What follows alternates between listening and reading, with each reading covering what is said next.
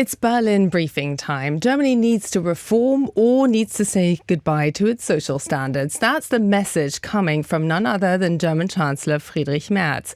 And with me to talk about whether this coalition will actually deliver on what it is calling for is Professor Nicola Fuchs-Schündeln, the president of the Berlin Social Sciences Center, who just presented her findings to the very coalition of Chancellor Friedrich Merz. And we have our own expert here in the studio, Matthew Moore, who mingles with the far-right AfD party to find out what their next move is and also what their concept, their potential alternative is here in Germany. We're going to have a discussion on what the political reality is and what the reality of this very social system is and whether Germany can actually do reform. Professor Fuchs-Schündeln, you just had a very interesting conversation, didn't you?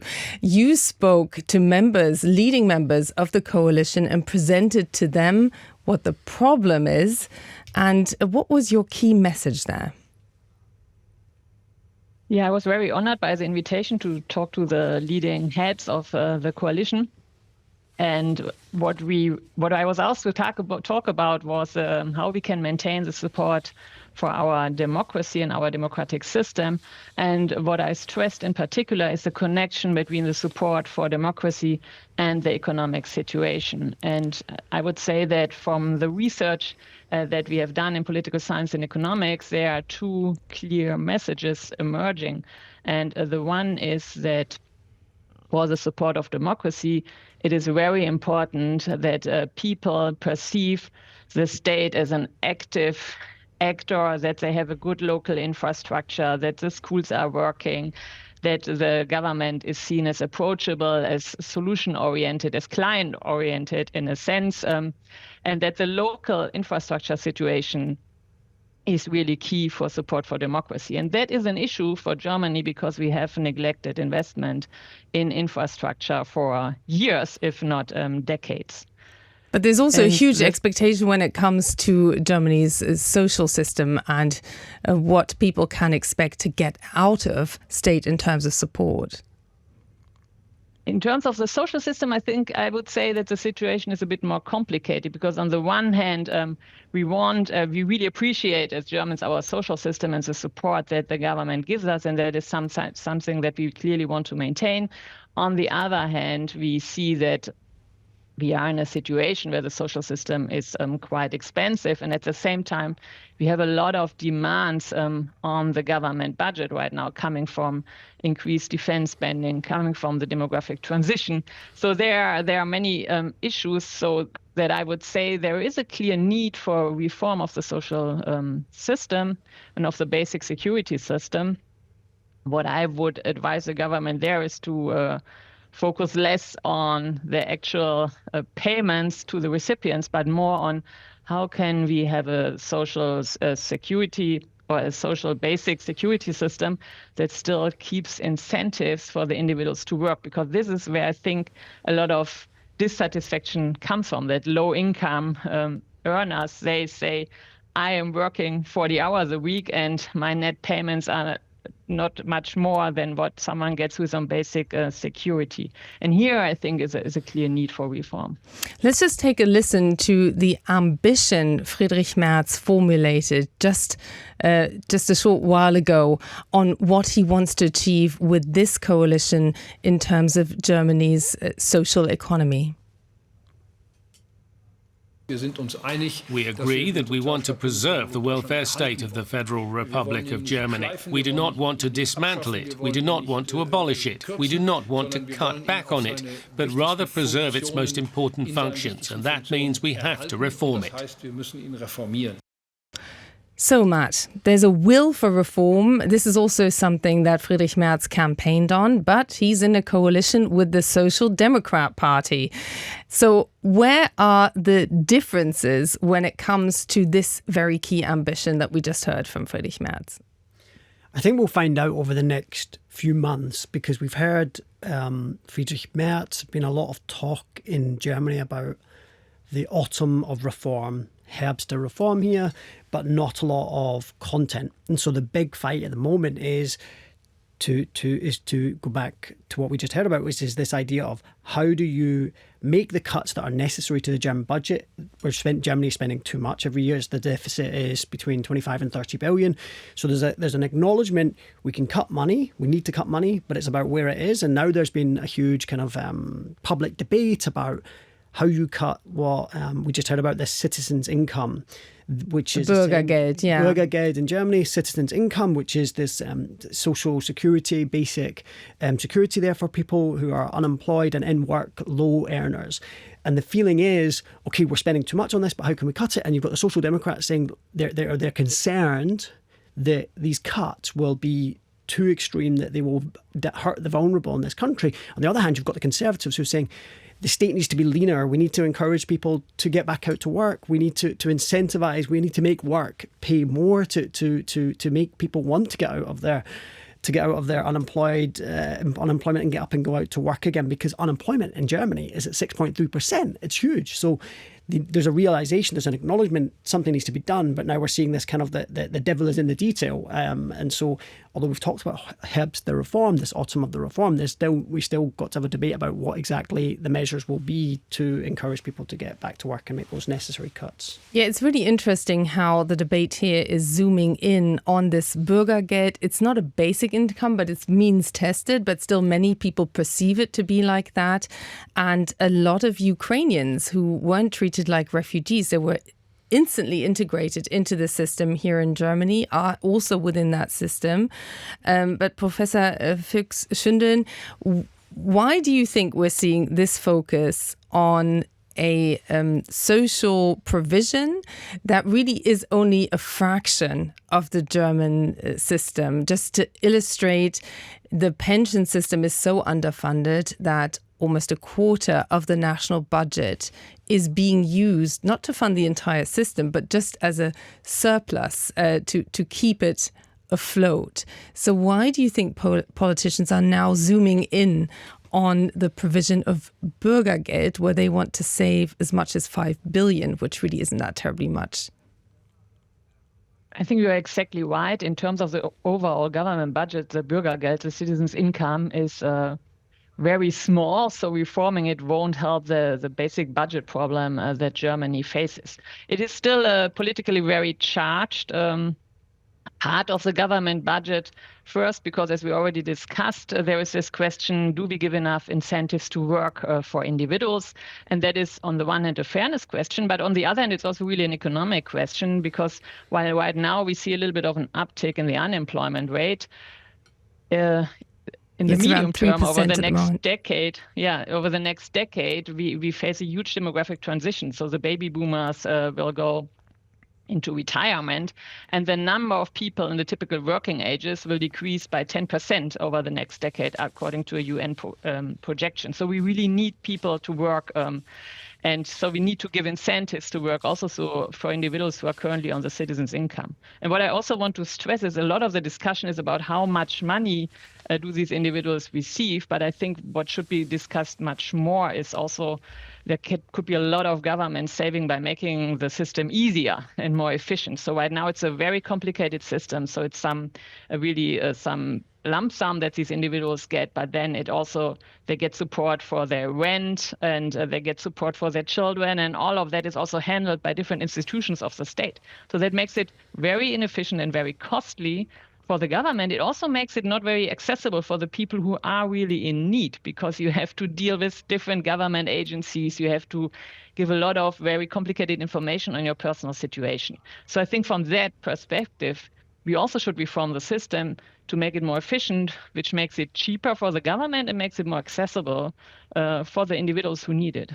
Can you just tell us how challenging the demographic factor here is? The demographic factor is very important for two reasons. So we have the baby boomer generation, which is just entering retirement now, and then the younger generations who come into the labor market, they are significantly smaller. So We already in the last years noticed that there's labor shortage. It started in certain professions, like for nurses and in old individuals' care and so on. But now you see it really broadly. So you see it for restaurants, for a lot of, especially service sectors, that there is a labor shortage. And that will increase in the future. So we really need to give incentives to work also for low-income individuals. That is the one part of it. The other part of it is that the demographic transition for certain is a challenge for the social security system, for the pension system. You already mentioned it. Already now, it's not a self-funded system. There's a lot of tax payment also going into it. And over the next 10, 15 years, this situation will certainly get worse. So there's also a need to really think about how can we make the pension system more sustainable. Now, Friedrich Merz and his coalition, they've promised, and it's very interesting because it's always Friedrich Merz talking about this autumn of reform, and then you speak to people from the Social Democrats, his coalition partner, who say, well, that term wasn't from us. So they also stress that after the autumn, there comes winter, then comes spring, then comes summer, and then comes another autumn. So there seems to be a much longer timeline here. But we did hear Friedrich Merz promise also to the younger generation that they won't be left alone with paying for this problem. Let's just take a listen to what he said in Parliament. This reform of our welfare state is imminent. We have promised to tackle this reform with determination, and we will keep that promise.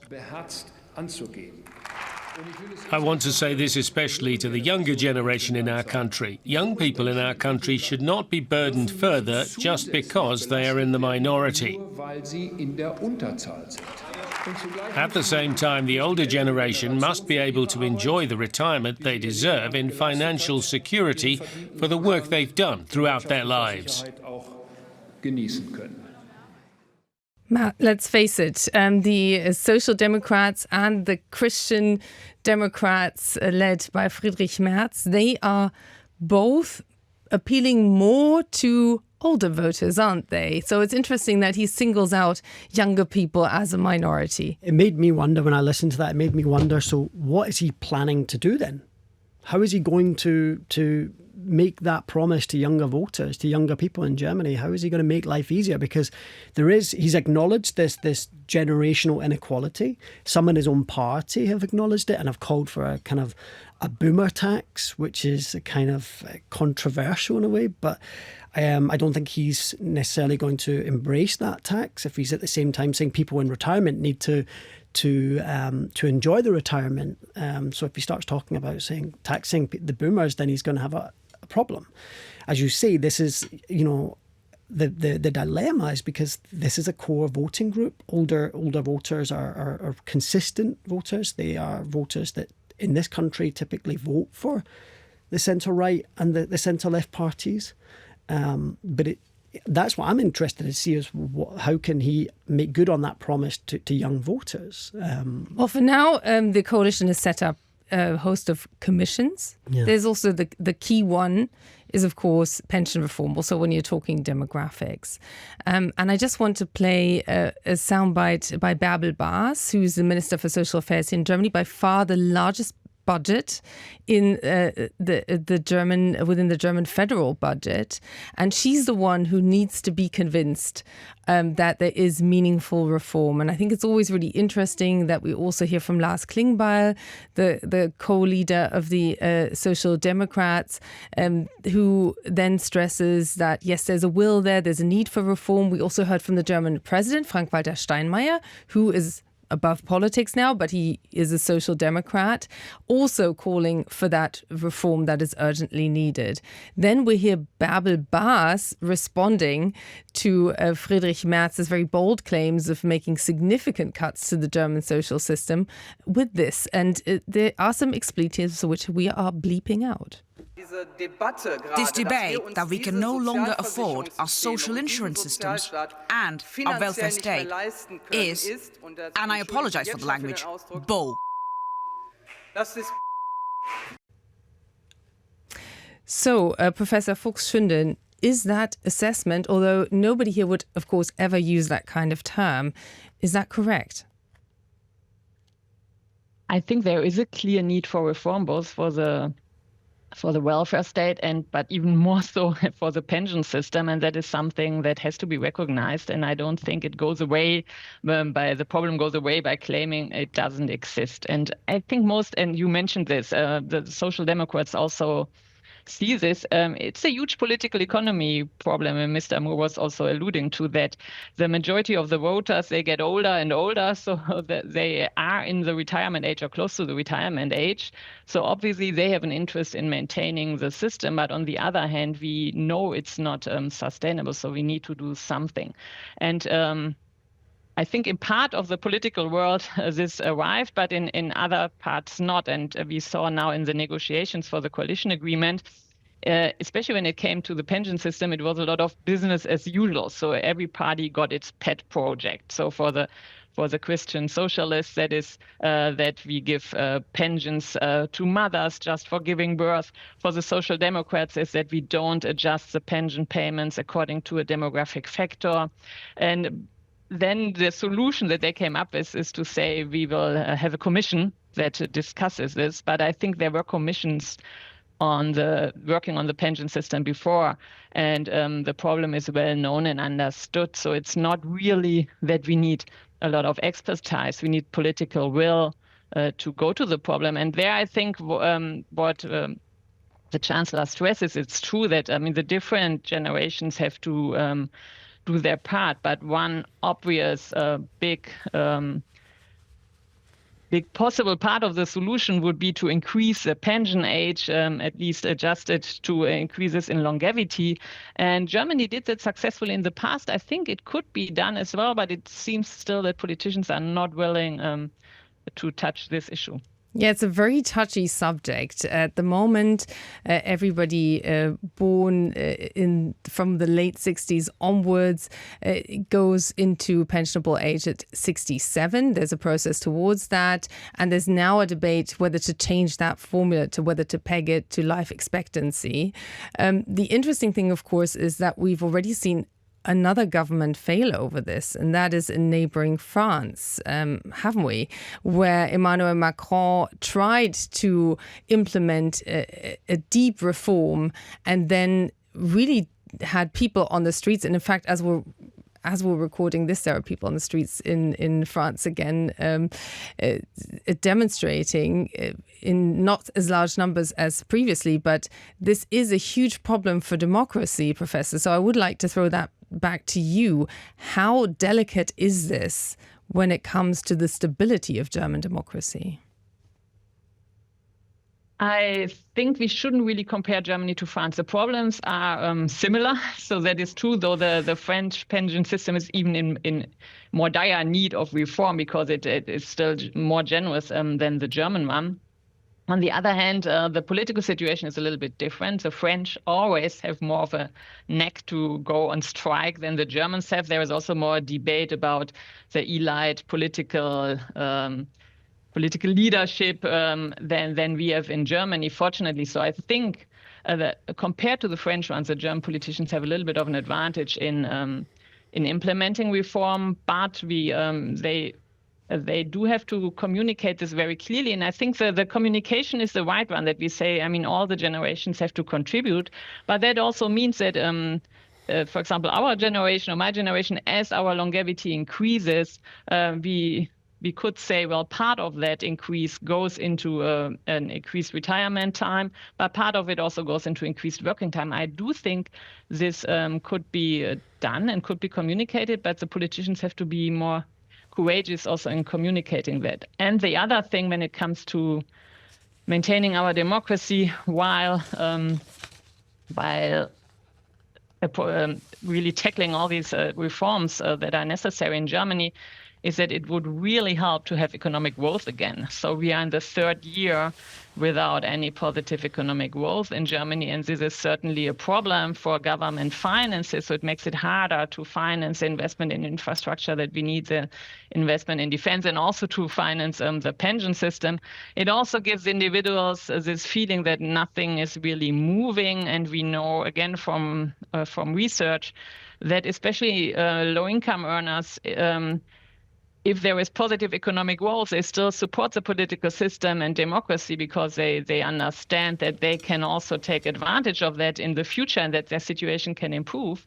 But if the entire economic situation is perceived as being very stagnant and without any hope and any vision for the future, then that also translates into a lot of doubt about the political system and about democracy. So I think one thing, apart from thinking about the social security system, the pension system, that this government should focus much more on and doesn't do enough of yet, I would say, is to think about how can we stimulate economic growth. And a big part of that would also be about how can we deregulate, how can we improve our bureaucracy so that firms have more incentives to really invest, and how can we also think about what are fields and sectors that can be the leading sectors in Germany in the future, in addition to thinking about how can we protect the sectors that have been important in the past, but that are now under problems from external competition, like the car industry.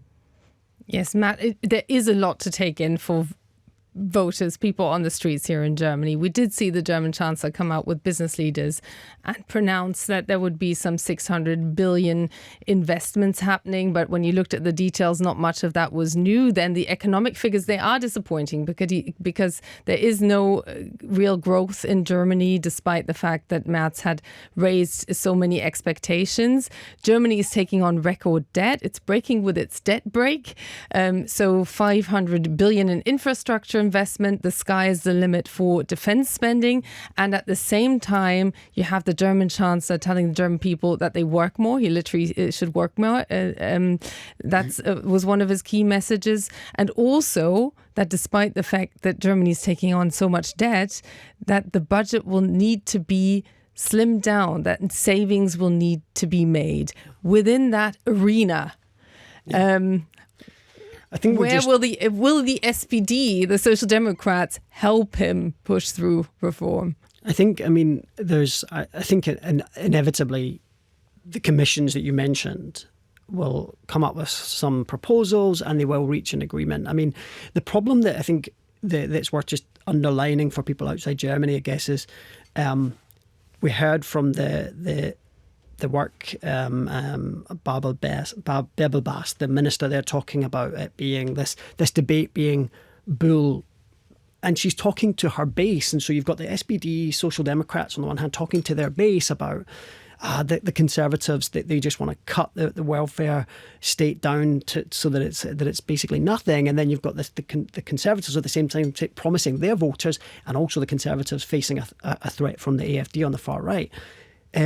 Looking for ways to promise their voters, we are going to slim down the state. We are going to get people back out to work. We're going to promote that growth that is necessary to get the economy running again.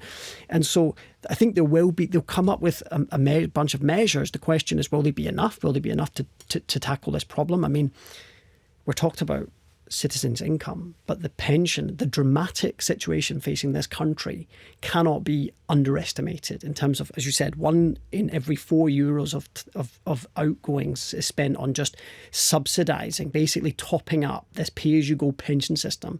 We have this demographic crisis.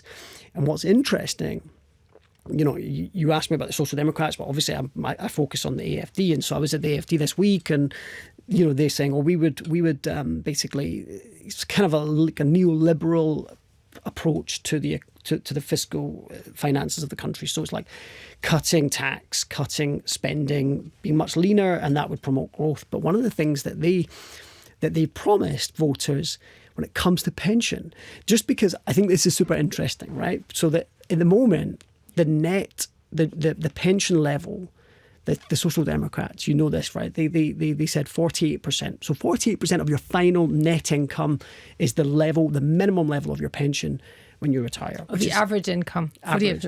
Yeah. 48%. Do you know what the AfD is promising voters? Go on. 70. The AfD is promising voters 70%, which by some estimates would be another 130 billion euros more. But because the AfD is not in power, it doesn't ever have to explain how it would finance that. It's super interesting. But on the other hand, they're also saying we would cut citizens' income, we would cut development ministry spending. We'd cut weapons to Ukraine. And those are the things that everyone talks about or hears in the news, but they don't hear about how they're going to spend, how they're going to keep that promise of spending something like almost 260 billion euros a year just topping up pensions in this country. It's interesting because there was the first session of the parliament after the summer break, and we both actually went to the press conference of Alice Weidel, the co-leader of the far-right AfD party, which is the largest opposition party here in Germany, and of course always the go-to voice to hear what the biggest opposition has to say. And there was a journalist who put to Alice Weidel, so what is your suggestion for social reform? Let's just take a listen to that. Yes, I believe that welfare payments are the main issue. They're the main part. And the financing of the welfare is already running a deficit of almost 55 billion if you extrapolate that. And our programme clearly states that you are not allowed to pay cash benefits to foreign citizens, especially not to illegal asylum seekers. And that alone represents a potential saving if you significantly reduce social benefits, which incidentally also include health insurance benefits. And finally, deport people who do not have a residence permit here to their home countries. I just want to do a quick fact check on that as well, because there are no illegal immigrants who receive this particular benefit. Also, Professor Fuchs-Schündeln, I would like to throw that comment to you because I couldn't find the 55 billion deficit anywhere, so I'm not sure whether you agree with that assessment. But it was, of course, very interesting how the opposition as well is zooming in on this very one payment, this citizens' payment, that really is not the key issue about social reform, though, is it? Yes, it is. I mean, it's on a total different order of magnitude in terms of the financial size than the pension system. So it certainly won't help. But what is very interesting listening to Alice Weidel's remark is how the AfD always deflects any issue that comes up back to the migrant issue. So that is really the main rhetoric that they are pushing along, and it's a rhetoric that populist parties always use in all countries worldwide and also in the past, and that is apparently very easy to transmit to the electorate. But it's certainly in economic terms, if you look at their program, Mr. Moore was pointing this out, this is clearly not thought through. But I think we have to realize that many voters of the AfD, or most voters, they don't elect them because they are so convinced by the economic program. They elect them more out of frustration with the existing parties and this feeling that nothing works and nothing moves. And that's also why I think this autumn of reform, it's certainly we cannot solve all the problems in one autumn. That is really unrealistic. But it is important that the government, the coalition government, gives this push of reform, that people perceive something is moving, something is done. And here I hope that both of them can really kind of take their heart and be more courageous to implement these reforms. And you were pointing out that it's the electorate of the Social Democrats that maybe don't want this reform, but I just want to point out that the Christian Democrats have the same hesitation. So Chancellor Merz is saying that the Germans should work more, and it is true because we have this demographic transition that we need more people participating more in the labor market. But then if you look at the data, the group that is really not working much in Germany are married women. And part of the issue is the tax system, where we have joint taxation of married couples. And so the marginal tax rates of secondary income earners are relatively high. So one could really reform that system and gives more incentive to work also for married women. So many mothers in Germany, they do work, but they work very low hours. So by international comparison in Europe, only Italian women work less hours than the German women. So there's a huge scope to increase that. But we would need this tax reform. And here it's the electorate of the Christian Democrats that is really against this. And also here, I would say if Chancellor Merz takes this seriously, he should push for more reforms in this direction. Yeah, it's really interesting because I also read that figures that this could save up to 20 billion euros if you reform the tax system, which to no longer reward the highest income in a marriage, within a marriage. And at the same time, Matt, we saw the CDU agree to a call by its Bavarian sister party, the CSU, to implement something called the Mütterrente, a pension, a special pension for mothers who didn't go to work and were therefore dependent on the pension of their husbands in later life. And this costs some 10 billion euros. So this is really mixed messaging from a coalition that is now called on all of its ministers to shave off a bit more and save some money because they already have a deficit in the next budget of some 30 billion euros. Yeah, that was one of the things actually that the in the debate yesterday that the Greens criticised was this kind of, I guess it would be pork barrel politics, right? Just spending. That's nothing new. That's an international thing. Yes. So it's like just giving kind of finding money when you to keep people happy. But I think what we just heard there is super interesting about little changes that you can make that can also do a number of things, kind of promote this idea that people get back to work, because and I think that's where like the autumn reforms, that those are the kind of changes that we'll see, and as you say, there'll be a big debate within the Conservatives, because people have their own objections. It's in a sense there's these ideological debates within the parties, and that's what makes it so challenging for Germany to pull off reform when you have these kind of multi-party coalitions. But I think it takes people who are willing to make enemies within their own parties to push that through. I mean, we saw in the past you had the Gerhard Schröder who made enemies in his own party with his reforms of the Hartz IV reforms 20 years ago, and I was listening to that speech in the Bundestag, and he talked about just you need to people who don't get up and go out to work are going to have to calculate the fact that they will be sanctioned and they will lose their benefits. And he was applauded by the Bundestag, and I just thought, I wonder whether a social democrat leader in the Bundestag and the parliament today would be able to say that and get the same kind of response. And yet people years later said that those reforms were really pivotal to Germany's economic growth. Even Angela Merkel actually said that she was reaping the rewards for that reform, but it's still a trauma within the Social Democrat Party, which feels large parts of the party still feel that their own chancellor handed over large chunks of the social security that they fought for decades. So that's a trauma the Social Democrats still have to deal with until today. I just want to conclude, Matt, by asking for your prediction on whether this autumn, how much autumn of reform do you expect us to see, and do you think it's this autumn or which autumn? I don't think it'll be this autumn. I think that's clear.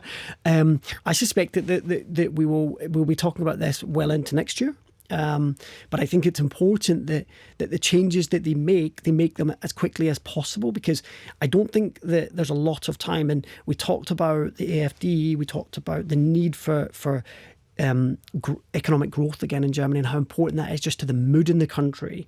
And I think if Friedrich Merz and this current government are going to stay as the number one party by 2029 at the next elections, and to fend off this threat from the AfD, they really need to promote economic growth. That's one of the most important things.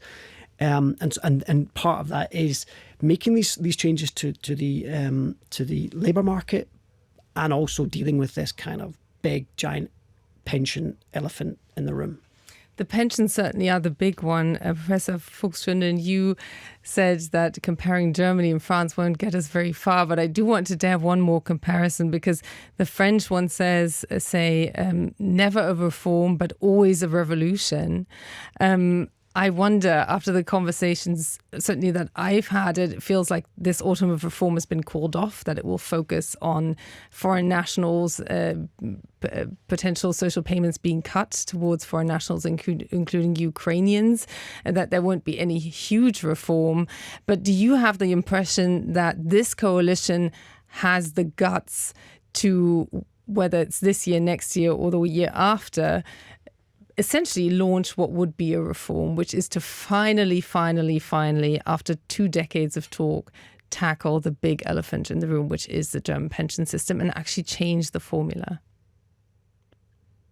I hope, and I do think that they perceive what Mr. Moore already stressed, that they need to reform in order to avoid that the AfD gains even further votes. So it's really important that they are perceived as acting and as acting together. It's hard to get into this mode, which is usually combating or kind of seeing the other party as a real political enemy. But here, I think the political enemy is really on the extremes, and they have to collaborate much more. And I would also say what is really important is that we get economic growth started. And for that, I wouldn't say the pension system is the most important one. It's a very important issue for the government budget. But what we need to get growth is also deregulation. So really making it easier for firms to invest. We need to give firms incentives not to invest also in modern technologies. We need a new vision of where Germany is going. What are the leading industries? It cannot be steel and car anymore. But what is it? And here, I think the government also takes a very important role. So whether they will manage to do that, I can only hope. But certainly, it is an urgent and pressing issue. And there one can compare again to Chancellor Schröder and the Hartz reform. That happened when the unemployment rate really skyrocketed in Germany.